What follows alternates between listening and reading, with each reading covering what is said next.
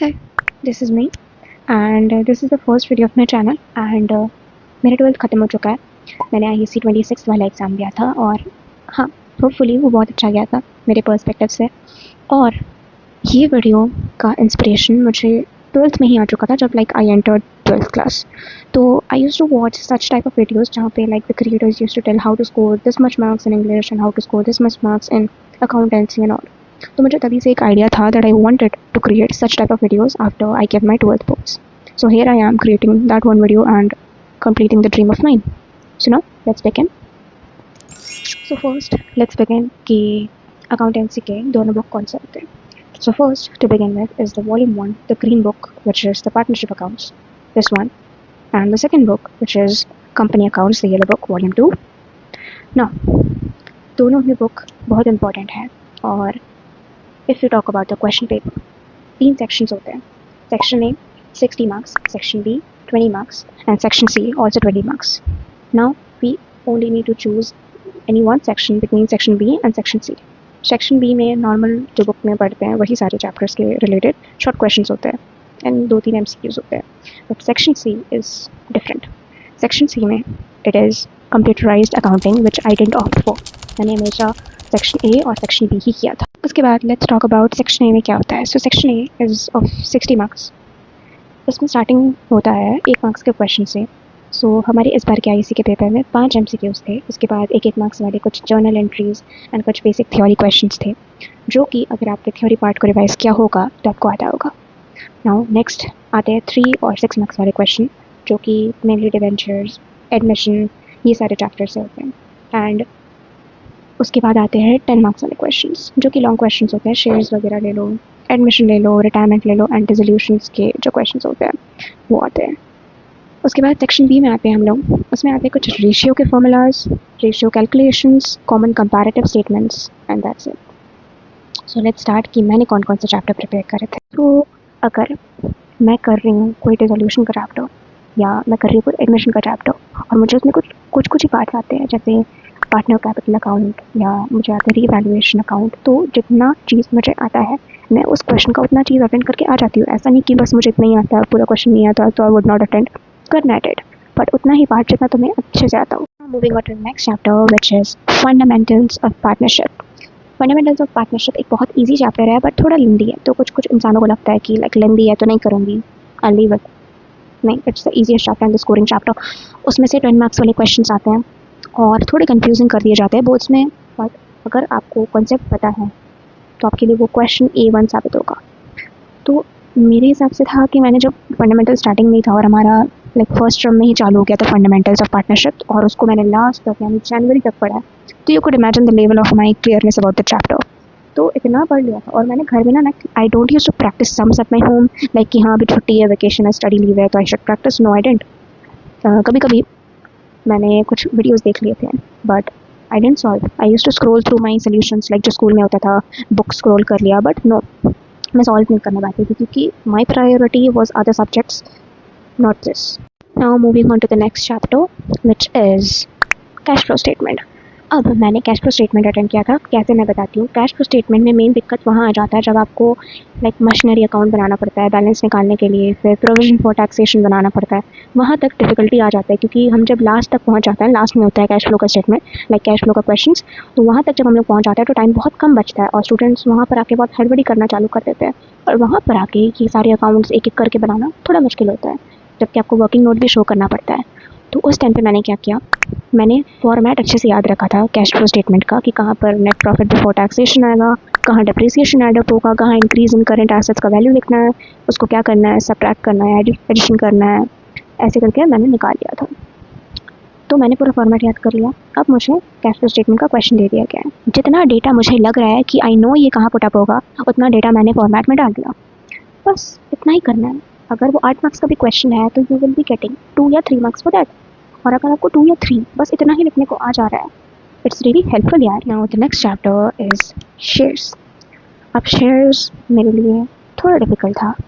आगे के क्वेश्चंस जिसमें प्रीमियम था, जिसमें प्रो राटा था, वो वाले पार्ट्स थोड़े डिफिकल्ट थे. बट उसके पहले जो पार्ट्स थे, नॉर्मली नोट्स टू अकाउंट्स थे, बैलेंस शीट में कैसे प्रेजेंट करना है डेटा को, वो सब क्वेश्चंस थे और वो सब क्वेश्चंस मैंने रियली वेल अटेम्प्ट किया है।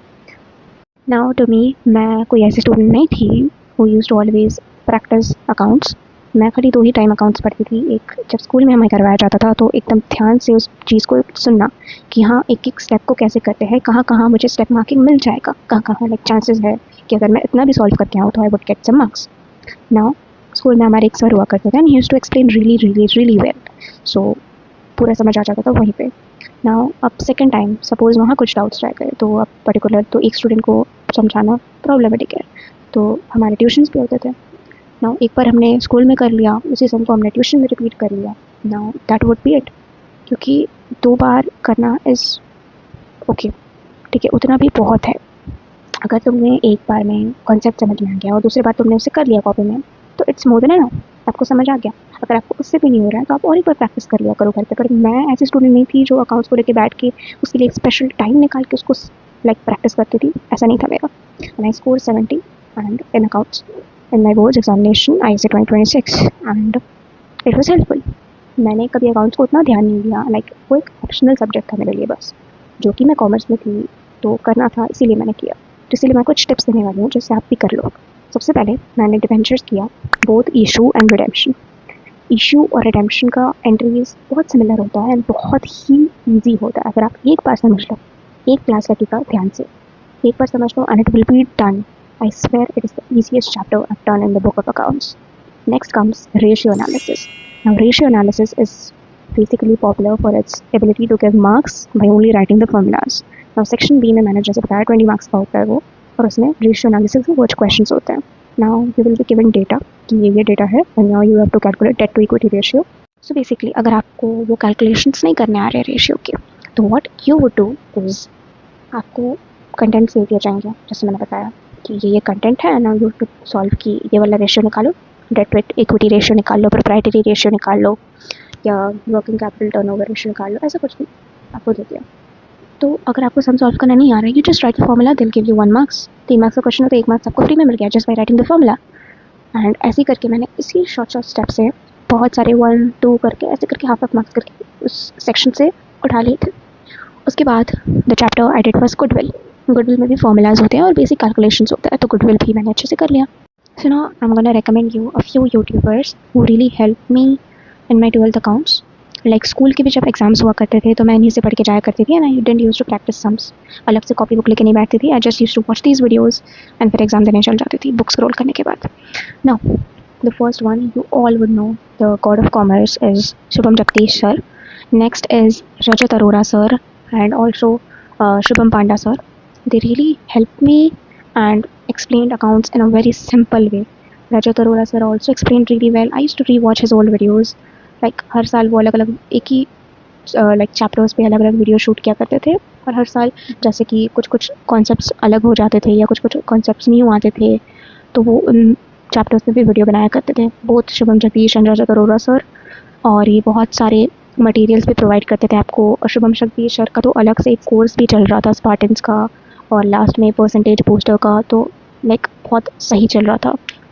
एंड अगर आप घर में रेगुलर प्रैक्टिस नहीं भी कर रहे हो, so even if you watch these videos एक साइलेंट रूम में बैठ के और विद अ माइंड कि हाँ मुझे करना है आज ये chapter complete, so you are gonna do it, you are gonna do it, you have to do it, because अब 6 महीने पार हो चुके हैं, it's now time to lock in. And जो तो यू आर गिविंग 12th के boards examination, it's important for you to take matters seriously. Now अगर जब भी आप यूट्यूब के वीडियोज़ देखने बैठते हो तो don't watch shorts in between. I used to do this. Like मैं कोई भी वीडियो खोलती थी तो नीचे शॉर्ट्स रिकमेंडेशन आते थे and I used to click those and just watch those. But you do not have to do that. It's a really really bad addiction. जब भी कोई वीडियो देखोगे ना तो उसको like horizontally watch किया करो प्लीज़, आपका माइंड इधर उधर नहीं जाएगा। And when you are watching a video, please एक ऐसे माइंड के साथ आओ कि हाँ आज हम बैठे हैं वीडियो देखने, तो I have to complete this chapter no matter what. मैं उस चैप्टर का वीडियो देखूंगी, उसके बाद मैं बुक में क्वेश्चन देखूंगी, थर्डली मैं अपने सॉल्व किए हुए क्वेश्चन देखूंगी जो स्कूल में करवाए गए हैं, जो मैंने ट्यूशन्स में किए हैं। उसके बाद भी कुछ अगर आपको कुछ छोटे छोटे डाउट नहीं समझ आ रहे कि यहाँ पे कौन सा वर्ड कैलकुलेट हुआ है या ये इस अकाउंट में क्यों क्रेडिट किया गया है, तो आप ट्यूशन्स में जा रहे होंगे, वहाँ पे हेल्प ले लो, या वहाँ पे नहीं जा रहे हो तो you could take help from ChatGPT. It works really well for me.